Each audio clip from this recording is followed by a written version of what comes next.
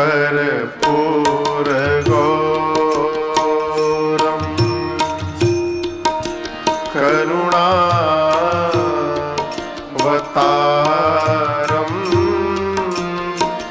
संसार सारम भुजगेंद्र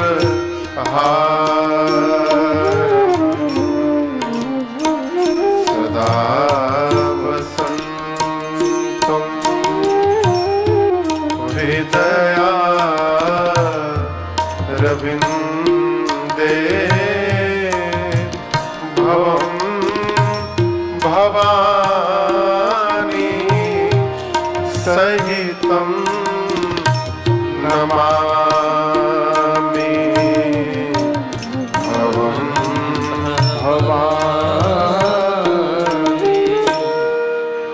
मनोजवं मारुततुल्य वेगं जितेन्द्रियं बुद्धिमता वरीशं वातात्मजम्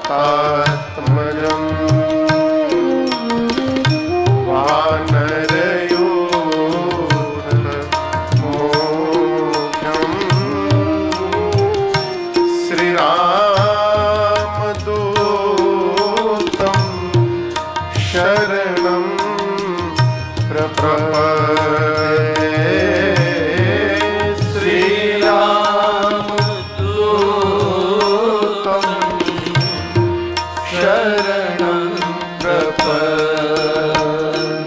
सीताराम राम राम। कहती है कि घर से निकलिए तो अपने श्रेष्ठ को प्रणाम करके निकलिए। श्रेष्ठ आपको आशीर्वाद देंगे और जब आप श्रेष्ठ के आशीर्वाद के साथ यात्रा करेंगे तो जीवन में कभी आपका बाल भी बांका होने वाला नहीं है। लेकिन बड़े पते की है, भगवान है सामने बैठे हैं। भगवान से कहा करिए प्रभु जीवन में कोई अभाव बना रहे, अभाव बना रहेगा तो भगवान को याद करने का स्वभाव भी बना रहेगा, नहीं तो भगवान भूल जाते हैं। यहां दर्शन करिए, सुग्रीव भुला गया। हमारे पूज्यपाद गुरुदेव भगवान कहते हैं दुखों से जो ठोकर खाई न होती तो तुम्हारी प्रभु याद आई न होती। दुखों से अगर जो गालों पे पड़ता न माया का चाटा कभी भी न लगता तेरा नाम साचा। जो आगे विपत्ति की खाई न होती तो तुम्हारी प्रभु याद आई न होती। दुखों से जो सुग्रीव भूल गए। भगवान को आया क्रोध, निकाले बाण, सुग्रीव सुधि मोर विसारी, पावा राजकोष पुर नारी। जही सायक मारा मैं बाली, तेही सर हटाऊं मूढ़ कह काली। जिस बाण से मैंने बाली को मारा था उसी बाण से कल मारूंगा। किसको मारूंगा? किसको मारूंगा? सुग्रीव को। इसके भीतर का अर्थ है भगवान कहना चाहते हैं जही सायक मारा मैं बाली, तेही सर यदि हटाऊं तो मूढ़ कह काली। जिस बाण से मैंने बाली को मारा यदि उसी बाण से सुग्रीव को मार दूं तो कल जगत राम को मूढ़ कहेगा। क्यों? संबंध बनाने के पहले विचार करना चाहिए संबंध बनाने लायक है कि नहीं है। एक बार संबंध बन गया फिर विचार न करिए, अपनी ओर से जीवन भर संबंध का निर्वाह करते रहिए। राम जी को आवेश में देखकर लक्ष्मण जी बोले भैया आप रुकिए, मैं जाता हूं, मार के आ जाता हूं उसको। भगवान बोले मारना मत, केवल डरा करके ले आओ। सुग्रीव जी आए, क्षमा याचना किए, भगवान ने क्षमा किया। भगवान ने कहा उपाय करो, सीता जी का पता लगे। छोटे छोटे कपियों को बुलाकर कहा आप लोग पूरब जाइए, पश्चिम जाइए, उत्तर जाइए, सीता जी का पता लगाइए, लेकिन याद रहे 1 महीने में आना है। Term condition supply. ये नहीं कि आप पता लगाने गए तो फिर आपका पता लगाना पड़े। 1 महीने में आना है। दूसरी बात ये नहीं कि गए 1 महीना सो करके चले आए, यही सब चलवे ना बाबा। आना है तो पता लगा के ही आना है। यो जो खाली हाथ लौट के आएगा, आने के साथ ही मेरे हाथ द्वारा मार दिया जाएगा। कपियों के जाने के बाद जो मुख्य सेनापति थे, जामवंत जी, शैनमान जी, अंगद जी, नल नील गौ गवाक्ष द्विविद मयंद सठ निसठ, इन सबको बुलाकर सुग्रीव जी ने कहा आप लोग दक्षिण दिशा में जाइए, सीता जी का पता लगाइए। कंडीशन सप्लाई, आपको भी 1 महीने में आना है, खाली हाथ नहीं आना है, पता लगा करके आना है। इस प्रसंग को मैंने सुनाया था बीच में एक दिन। सबसे अंत में हनुमान जी ने प्रणाम किया, भगवान ने मुद्रिका निकाल कर दी और कहा अनेक प्रकार से सीता जी को समझा करके शीघ्र आइएगा। हनुमान जी लेकर गए, स्वयं प्रभा जी मिली गुफा में। स्वयं प्रभा जी ने अपने तपस्या के बल से सभी कपियों को समुद्र के किनारे भेजा है। समुद्र के किनारे संपाति जी मिले, सीता जी का पता बताया। किसने? संपाति जी ने। बोले समुद्र में 100 योजन दूर त्रिकूट पर्वत पर लंका नगरी है, जिसके अशोक वाटिका में सीता जी बैठी हुई हैं, अशोक वृक्ष के नीचे मैं देख रहा हूं। जामुन जी बोले और सहायता करिए। बोले और नहीं करूंगा। बूढ़ भयऊं नत करते कछुक सहाय तो, बूढ़ा हो गया हूं इसलिए और हेल्प नहीं कर सकता हूं। एक हेल्प और कर दूंगा, आप में से जो 100 योजन की छलांग लगाने की शक्ति रखेगा वही राम जी का कार्य पूर्ण करेगा। कितना योजन? 100 योजन। 100 योजन समझ में आता है? 1 योजन में 12 किलोमीटर, तो 100 योजन में कितना हो गया? 1200 किलोमीटर। संगरिया से 1200 किलोमीटर दूरी पर कौन सा शहर होगा?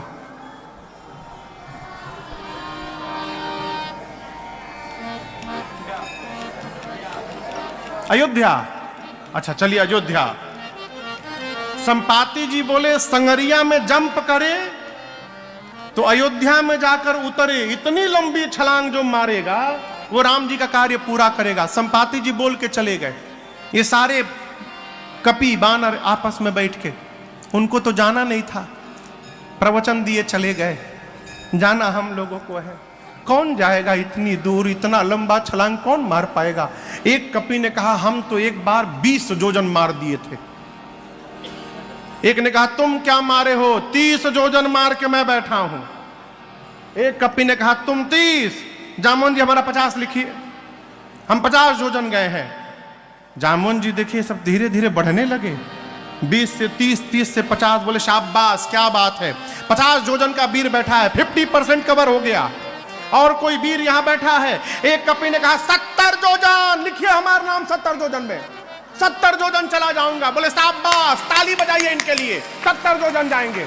और कोई वीर, एक कपि हिम्मत बांध रहा है। जामुन जी बोले जल्दी बोलो कितना, 75 लिखे कि 80? 90 योजन लिखिए मेरा, 90 योजन चला जाऊंगा। जामुन जी बोले बस और एक बार हिम्मत बांध लो, 90 के बाद 100 पूरा हो जाएगा। कौन जाएगा 100 योजन? अब कोई सांस न ले। 90 वाला बार बार बोले हम जाएं। जामुन जी बोले 2 मिनट रुक जाओ। बोले कहां जाओगे? 90 नहीं 99 योजन भी जाओगे तो पानी में डूब के मर जाओगे। आप लोग अपने आप को युवा कहते हैं, शर्म नहीं आती युवा कहने में? मैं बूढ़ा हो गया हूं, शरीर में पहले के समान बल नहीं है। युवा अवस्था में भगवान बलि को बांधने के लिए त्रिविक्रम रूप धारण किए थे। उस स्वरूप की उस समय मैंने 2 घड़ी में 7 परिक्रमा मारी थी। तब मेरी युवा अवस्था थी, मैं युवा रहता, बताता 100 योजन किसको कहा जाता है। जब जवानी को ललकारा ना, अंगद जी बोले मैं जा तो सकता हूं, रिटर्न की गारंटी नहीं है मेरी। अंगद कहे जाऊं मैं पारा सिय संशय कछु। जामन जी मन में सोचे जब जाके आ ही नहीं पाओगे तो बीच में काहे बोल रहे हो, जाना नहीं है, जाकर आना है। अच्छा आप बताओ जाना किसको है? एकदम सरकार आज के समय की स्थिति है, जिसको जाना है वो चुपचाप बैठा है, और जो नहीं जा सकता 20 योजन 30 योजन अपन विजिटिंग कार्ड छपवा के बांट रहे। काम करने वाला चुपचाप काम करता है, जिसको कोई काम नहीं करना वो केवल हल्ला करता है। फूल ठीक कर दो, झाड़ू लगा दो। एक जगह सरकार हम शादी में गए थे, गांव में पंगत चल रही थी, मैं बैठा हुआ था। एक आदमी था वहां, फूफा था। कोई फूफा जी होंगे तो नाराज ना होंगे, वो फूफा था सबका। वो कोई काम न करे, पीछे हाथ लगा के हाँ चलो वहां पूरी चलाओ, सब्जी चलाओ, पानी चलाओ, यही करे।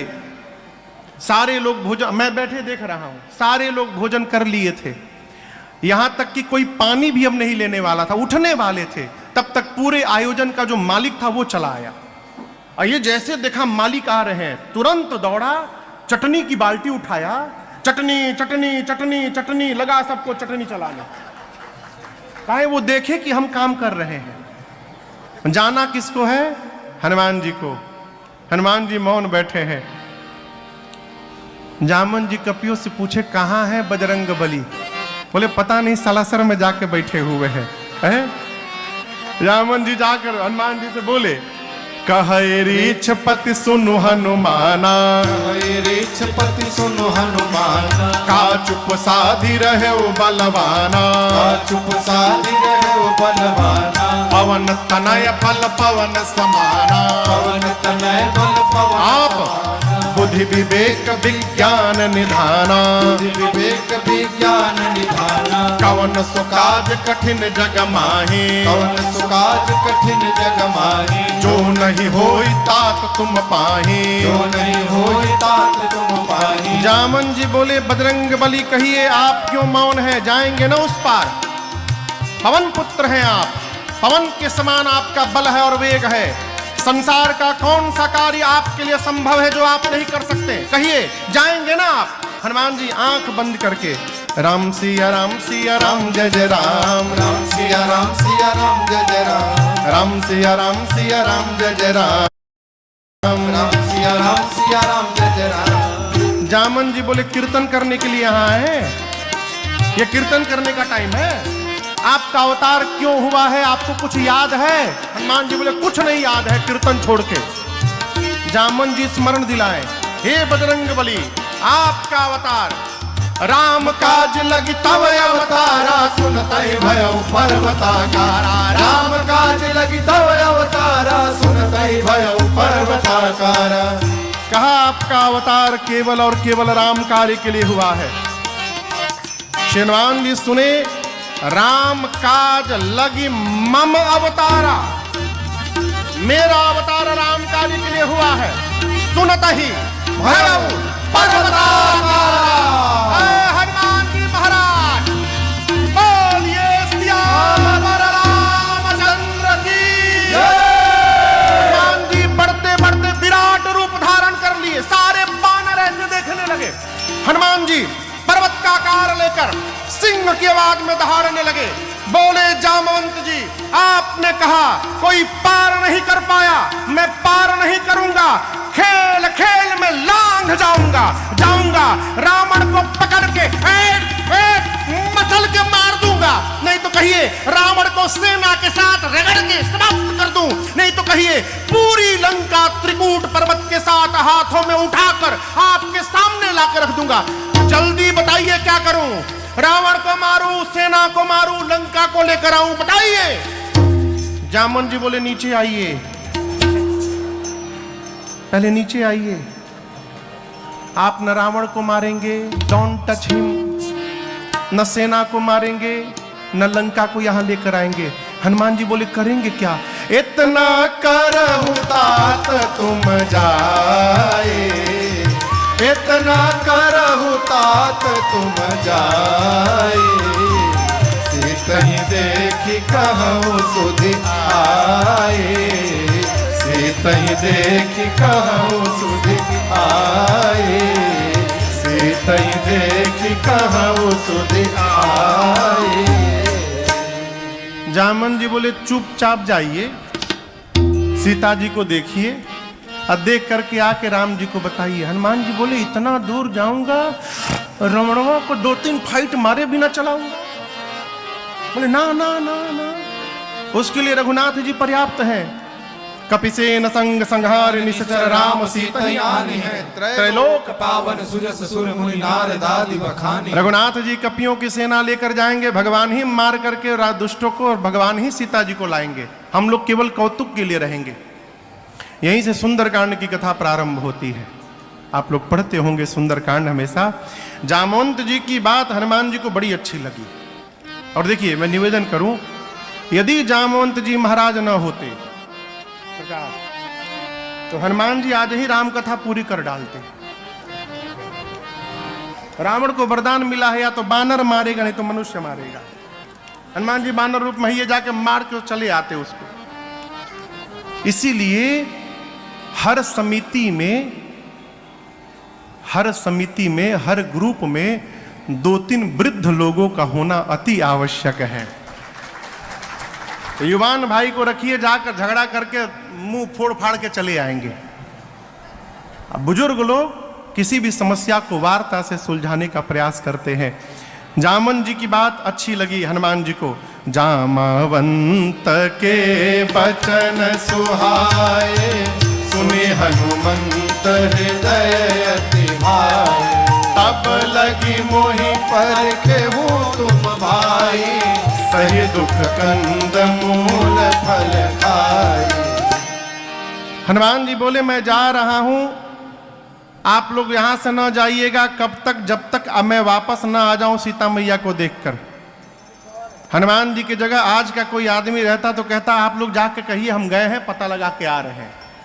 हनुमान जी नहीं बोले। क्यों? हनुमान जी सोचे यदि ये लोग चले जाएंगे, बाद में मैं जाऊंगा तो कहा जाएगा हनुमान ने पता लगाया है, और जब मैं पता लगा कर आऊंगा सबको लेकर के जाऊंगा तो कहा जाएगा कि सबने मिल करके पता लगाया है। इसलिए कहा जाइएगा मत, खड़े रहिए। ये भक्त का स्वभाव, जो भगत नहीं होता है, चतुर आदमी होता है, वो क्या करता है, काम दूसरा कोई करता है, नेम प्लेट वो अपना लगाता है। वो केवल सरकार बल्क में छपवा के रखा है स्टिकर, जहां काम बनाए थे स्टिकर चिपका दो, मेड बाय मी, बनाया किसी और ने। भक्त क्या करता है, बांटता है। आप भी बांटिए। भक्त तो कहता ही नहीं कि मैं कर रहा हूं, वो तो ये कहता है कि करते हैं मेरे राम जी, करते हैं मेरे राम जी। हनुमान जी बोले जाइएगा मत, रुके रहिए। जब लगी आवो सीता ही देखी। इस बार तो हम संक्षेप में आपको सुंदरकांड सुना दे रहे हैं। 27 में भगवत कृपा रही, 2027 में जब फिर यहाँ सेवा देने 9 दिन के लिए आएंगे तो उसमें एक दिन पूरा हम लोग सुंदरकांड ही गाएंगे। विधिवत प्रारंभ के प्रसंगों को संक्षेप में करके जिनको सुन लिए हैं, अयोध्या कांड से आगे अरण्य कांड, किष्किंधा कांड, इन सभी कथाओं को विस्तार से श्रवण करेंगे। हनुमान जी महाराज सुंदर नाम के पर्वत पर कूद के चढ़ गए। और देखिए ये रनवे है हनुमान जी का। जहाज उड़ने से पहले रनवे पे जाता है, खड़ा होता है, उसके बाद अपने दोनों इंजन का थ्रस्ट फुल कर देता है। इंजन चालू करके हनुमान जी अपन इंजन चालू कर रहे हैं। बार बार रघुवीर संहारी। दर्शन करिए कैसे हनुमान जी का इंजन शुरू हो रहा है। गोस्वामी जी कहते हैं बार बार जय सिया राम, जय सिया राम, जय सिया राम, जय सिया राम, जय सिया राम, जय सिया राम, जय सिया राम, जय सिया जय सिया राम, जय सिया राम। बार बार रघुवीर संहारी, तारके पवन तनय बल भारी। हनुमान जी चल पड़े। सरकार जहाज आगे बढ़ता है तो पीछे थ्रस्ट निकलता है। न्यूटन ने गति का सिद्धांत दिया, third law of motion, to every action there is an equal and opposite reaction. प्रत्येक क्रिया के बराबर विपरीत दिशा में प्रतिक्रिया होती है। हनुमान जी ऊपर गए, विपरीत दिशा में प्रतिक्रिया हुई, उतना बल नीचे गया, चले उसोगा पाताल तुरंता, पाताल तक सब कांप गया। समुद्र में पर्वत है, मैनाक ने निकलकर कहा हनुमान जी थोड़ा विश्राम करिए। हनुमान जी बोले विश्राम, आपको पहले प्रणाम, राम काज कीन्हे बिनु मोहि कहावे। हनुमान जी आगे बढ़ गए। हलचल कहां तक गई थी? पाताल में। रावण के डर के मारे देवता छिपे हैं। पता चला हनुमान जी जा रहे हैं, सोचे हनुमान जी पहुंच नहीं पाएंगे देवता लोग। बुद्धि बल का पता लेने के लिए सुरसा को भेजा। सुरसा के सामने खड़ी हो गई, बोली खाऊंगी। हनुमान जी बहुत रिक्वेस्ट किए, मान जाओ, बहुत जरूरी काम से जा रहा हूं, बाद में अपने आप तुम्हारे मुंह में आ जाऊंगा। बोले नहीं, अभी खाऊंगी। हनुमान जी बोले मुंह खोलो। 1 जोजन का उसने शरीर बनाया, हनुमान जी 2 जोजन, सुरसा 4, हनुमान जी 8, सुरसा 16, हनुमान जी 32। बढ़ाते बढ़ाते सुरसा ने 100 जोजन का केवल मुंह खोला। आप कल्पना करिए 1200 किलोमीटर